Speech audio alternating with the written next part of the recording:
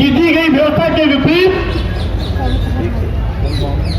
सत्ता के मद में चूर सत्ता नशीन लोग अप्रत्यक्ष रूप से यथाचितवाद को बढ़ावा दे रहे हैं, मनोवाद को बढ़ावा दे रहे हैं।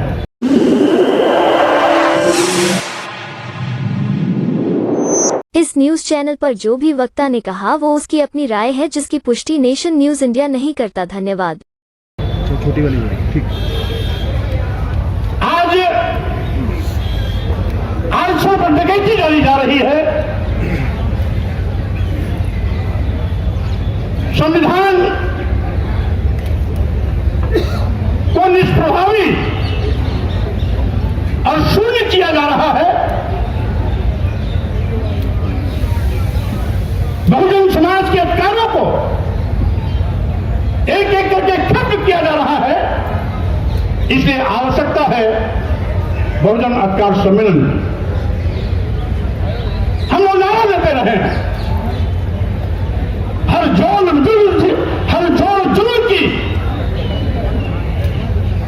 जुल्म के चक्कर में संघर्ष हमारा नारा है।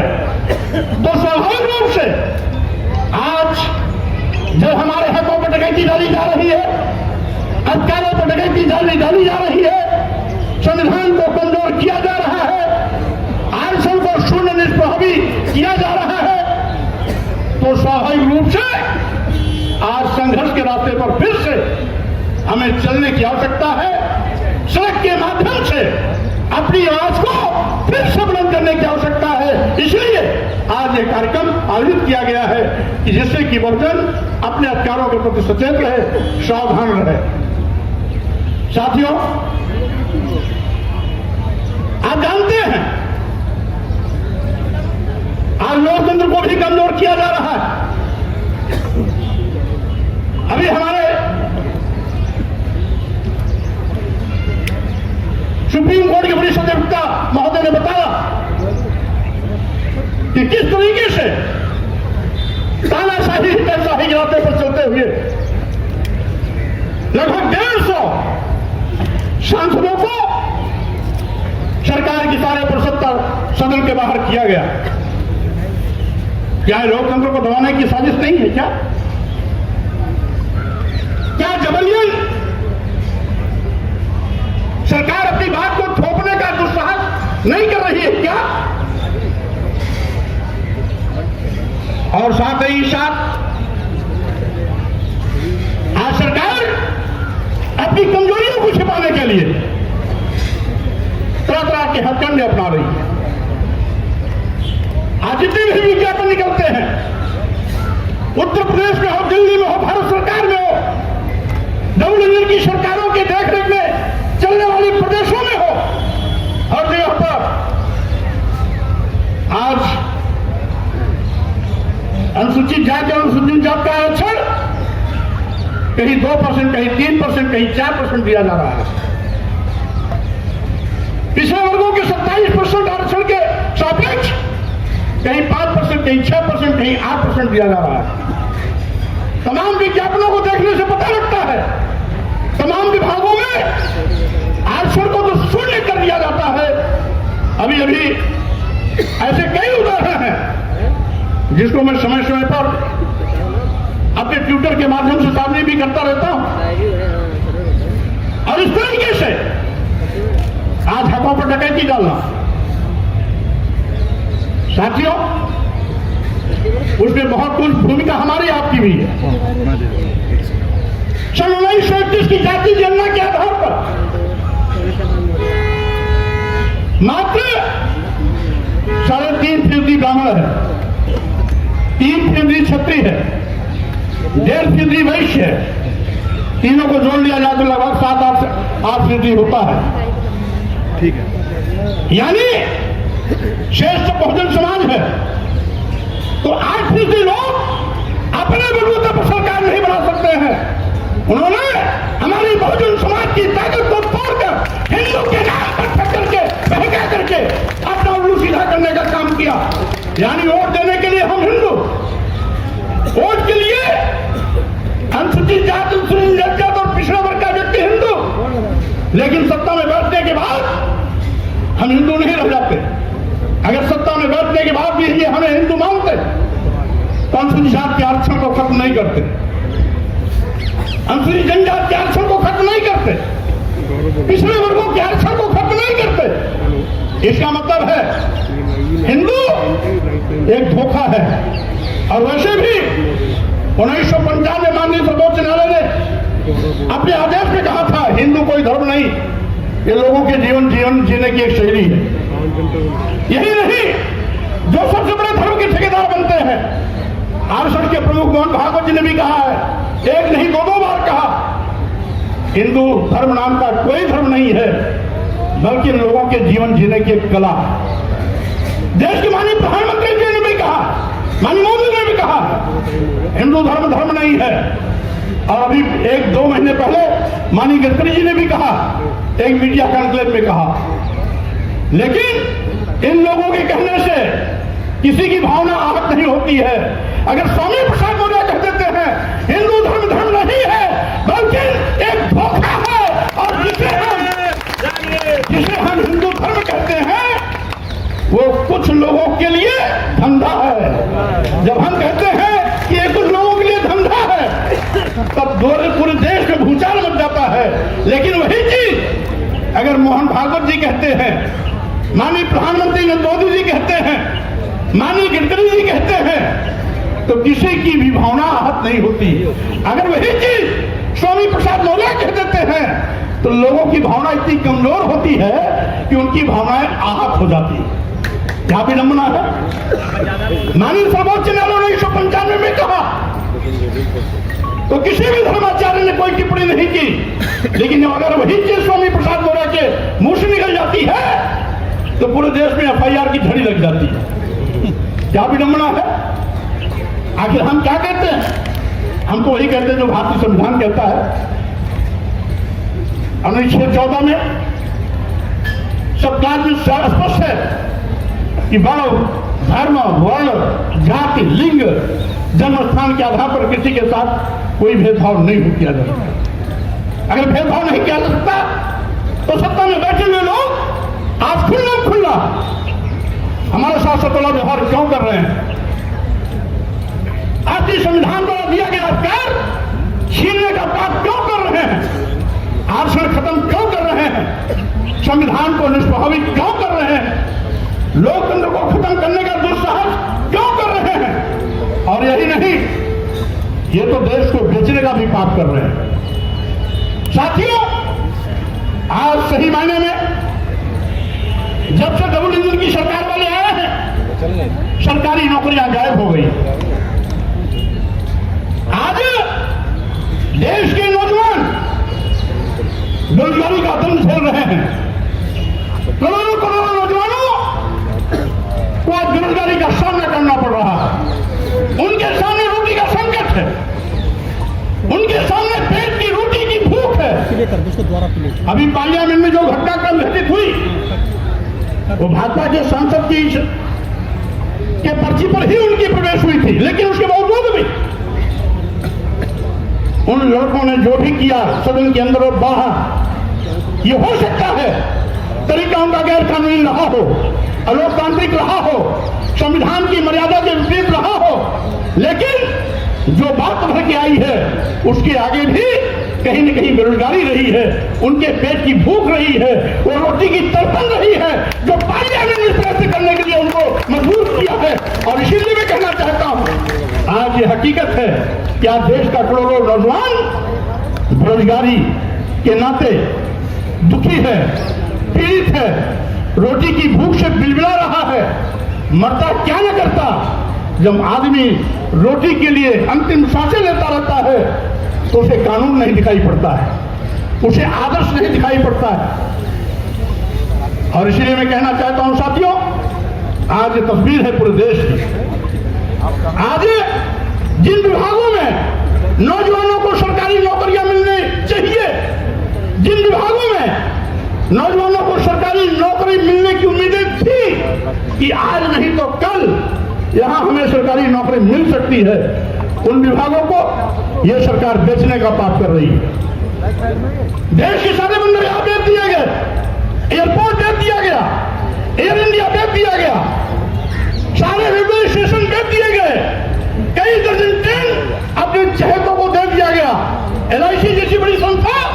जिसमें लाखों लाख लोग काम करते हैं, उसको भी अदानी के हवाले कर दिया गया।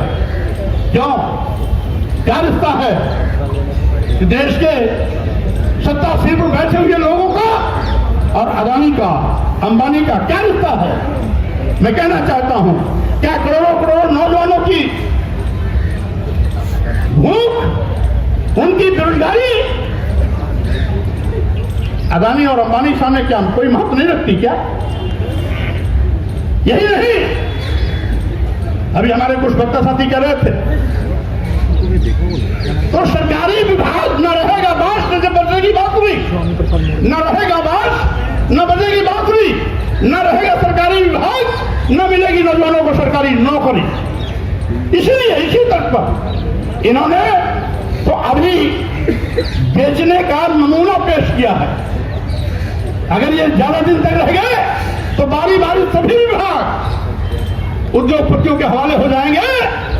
हमेशा हमेशा नौजवान हाथ मिलता रह जाएगा, सरकारी नौकरी कभी नसीब होने वाली नहीं रहेगी। इससे सावधान हो जाना। यह केवल अनुसूचित जात, अनुसूचित जनजात और पिछड़े वर्गों के ही सम्मान स्वाभिमान की बात नहीं, उनके हक हकूक अधिकार की बात नहीं, बल्कि सामान्य वर्ग के भी देश के उन नौजवानों के सामने बेरोजगारी की संकट खड़े होने जा रही है, उनके लिए भी आगाह करने की यह चेतावनी है। जो कुछ भी हो रहा है, समय रहते देश का नौजवान नहीं जगेगा तो स्वाभाविक रूप से खामियाजा उसका कल आने वाले दिनों में इन नौजवानों को भी उठाना पड़ेगा।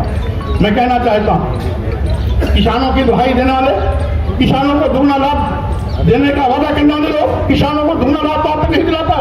अलबत्ते जब जब किसानों के खेत में उत्पाद पैदा होता है तो क्या सरकारी केंद्र नदारद हो जाते हैं। किसानों को अपना उपज बिचौलियों के माध्यम से बेचना पड़ता है।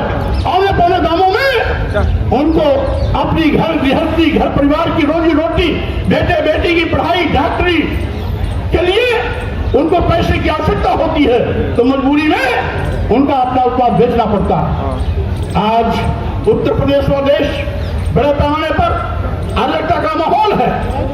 किसान अपने हक के लिए लड़ता है। हजारों लोगों को जान देनी पड़ी, तब जाकर के किसान विरोधी जो किसान बिल आ रहा था, सरकार उसको वापस ली। संघर्ष में ताकत है। अगर किसान बिल वापस हो सकता है तो जो भी सरकार गलत काम कर रहे हैं, अगर आप सड़क पर निकलेंगे तो इनको वापस कदम हटाना पड़ेगा, इनको गलत निर्णय वापस लेना पड़ेगा। यह किसानों ने साबित कर दिया कि जो लोकतंत्र में सबसे बड़ी ताकत है हमारा संघ, हमारा संगठन, हमारी भीड़। ये लोग की भीड़, लोकतंत्र की जो भीड़ है, इसमें बड़ी ताकत है, इसमें बड़ी ताकत है। भारतीय संविधान के माध्यम से जो लोकतंत्र को बाबा साहब डॉक्टर अम्बेडकर ने हमारी व्यवस्था के रूप में हमें दिया है, वो हमारी ताकत है। उस ताकत का इस्तेमाल समय समय पर हमें करने के लिए तैयार रहना चाहिए। स्वाभाविक रूप से जुल्म जाति अत्याचार वही होता है जहां जुल्म जाति अत्याचार सहने वाले लोग होते हैं। जुल्म जाति अत्याचार का प्रतिकार जब किया जाता है तो जुल्म जाति अत्याचार करने वाले लोग कदम पीछे हटाते हैं। इसलिए अगर आप चुप रहेंगे, अगर जुल्म जाति अत्याचार सहते रहेंगे, जाति सहते रहेंगे, जो कुछ भी हो रहा है इसको चुप्पी मार करके देखते रहेंगे, तो जुल्म जाति अत्याचार करने वाले का हौसला बढ़ता रहेगा और साथ ही साथ यह सिलसिला ज्यादा तेजी के साथ आपके साथ और बढ़ता रहेगा। इसलिए साथियों, मैं कहना चाहता हूं, आज वक्त आ गया, बाबा साहब डॉक्टर अम्बेडकर ने जो हमें भारतीय संविधान दिया है, उसी का नतीजा है कि आज हमारे घरों में भी पढ़े लिखे लोगों की एक लंबी कतार है, डॉक्टर इंजीनियर की भी एक लंबी कतार है, आईएएस आईपीएस की भी एक लंबी कतार है, जजेस और तमाम अधिकारियों की एक लंबी कतार है, वैज्ञानिकों की भी एक लंबी कतार है, हाई कोर्ट के एडवोकेट और सुप्रीम कोर्ट के एडवोकेट की एक लंबी कतार है। अगर बाबा साहब डॉक्टर अम्बेडकर का भारतीय संविधान नहीं होता तो हमको तो पढ़ने लिखने का अधिकार भी नहीं। सैकड़ों सालों से हमें पढ़ने लिखने से रोका गया था। नारी शूद्रो नधियतम, इस देश की स्त्रियों को, इस देश के शुद्ध समाज को, जिसे अनुसूचित जाति, जनजाति और पिछड़ा वर्ग कहा जाता है, इसको तो पढ़ने लिखने का अधिकार ही नहीं था। ये हमारे सामाजिक परिवर्तन के महापुरुषों ने, ज्योतिबा फुले ने, छत्रपति शाहू जी महाराज, पेरियार रामास्वामी नायकर, बाबा साहब डॉक्टर अम्बेडकर, नारायण संत गाडगे, और उसी कड़ी को आगे बढ़ाते हुए मानवर कांशीराम जी, और उत्तर भारत में महामना रामस्वरूप वर्मा जी, पेरियार ललई सिंह यादव जी, महाराष्ट्र भारती जी, बिहार के लेनिन कहे जाने वाले शहीद जगदेव कुशवाहा जी ने एक लंबा संघर्ष करके हमें इन अधिकारों को दिलाया। और जब बाबा साहब डॉक्टर अम्बेडकर को संविधान बनाने का मौका मिला, तो इन सारे अधिकारों को मौलिक अधिकार के रूप में तब्दील करते हुए हमें परमानेंट हमारे सम्मान स्वाभिमान का न केवल परचम लहराना, बल्कि अधिकार दे करके हमें धन धरती शिक्षा सम्मान से जोड़ने का भी काम किया। और जिसका नतीजा है आज बहुजन समाज आज बड़े पैमाने पर अपने सम्मान और स्वाभिमान के लिए आगे बढ़ने में सक्षम हुआ है। और इसी बहुजन समाज में बड़े पैमाने पर doctor, engineer, professor, advocate, IAS, जजेज आज तमाम बड़ी संख्या में पैदा हुए हैं। तो ये कमाल बाबा साहब डॉक्टर अम्बेडकर के भारतीय संविधान का है। इसलिए हम अपने महापुरुषों की इस विरासत को, महापुरुषों की खाती को, महापुरुषों के संघर्ष को, महापुरुषों के इस त्याग को हम कभी भी इस पर पानी नहीं फैलने देंगे। उनके सपनों के साथ जो भी कुठाराघात करेगा, हम उसका डट करके मुकाबला हर मौके पर करने का काम करेंगे। हम ऐसे मौके पर धन्यवाद देना चाहते हैं भाई राजेंद्र पाल गौतम जी को, जिन्होंने मिशन जय भीम के माध्यम से लगातार इस अभियान को आगे बढ़ाने का काम कर रहे हैं। इसलिए साथियों, मैं आपसे यही कहूंगा कि आज ये समय की मांग है, आज ये समय की मांग है कि हम सब लोगों को अपने सम्मान, स्वाभिमान, हक, हकूक, अधिकार, आरक्षण, संविधान, लोकतंत्र और देश को बचाने के लिए मजबूती के साथ आगे आना पड़ेगा। मैं ये भी कहना चाहूंगा कि साथियों, आज बड़े पैमाने पर लोकतंत्र भी खतरे में है, क्योंकि हमने उत्तर प्रदेश का भी 2022 का विधानसभा चुनाव देखा, जिसमें 403 विधानसभाओं में से बैलेट पेपर वोटिंग में 309 सीटों पर समाजवादी पार्टी आगे थी। मात्र 94 सीटों पर भाजपा नंबर 1 आई थी। लेकिन जब ईवीएम मशीन की गिनती हुई तो आंकड़ा बदल गया। अभी राजस्थान, मध्य प्रदेश, छत्तीसगढ़ में बैलेट पेपर वोटिंग की गिनती में 2/3 सीटों पर कांग्रेस नंबर 1 थी। लेकिन जब ईवीएम मशीन की गिनती की शुरुआत होती है तो ठीक आंकड़ा ठीक उल्टा हो गया। आखिर क्या करना है? मतदाताओं का रुझान तो बैलेट पेपर वोटिंग से भी हो जाता है। बैलेट पेपर वोटिंग में राजस्थान, छत्तीसगढ़, मध्य प्रदेश में कांग्रेस नंबर 1, तो ईवीएम मशीन में भाजपा नंबर 1 कैसे? उत्तर प्रदेश के विधानसभा चुनाव में 403 में से 309 सीटों पर Samajwadi party ballot paper voting में नंबर 1, तो ईवीएम की गिनती में आपका भारी कैसे हो जाती है? तो कहीं न कहीं दाल में काला है, कहीं न कहीं दाल में काला है। दाल काली हो गई, इसलिए पूरी दाल काली हो गई। हमारे कुछ साथी कह रहे हैं, सही बात कह रहे हैं कि आज ईवीएम लोकतंत्र के लिए अभिशाप बन गई।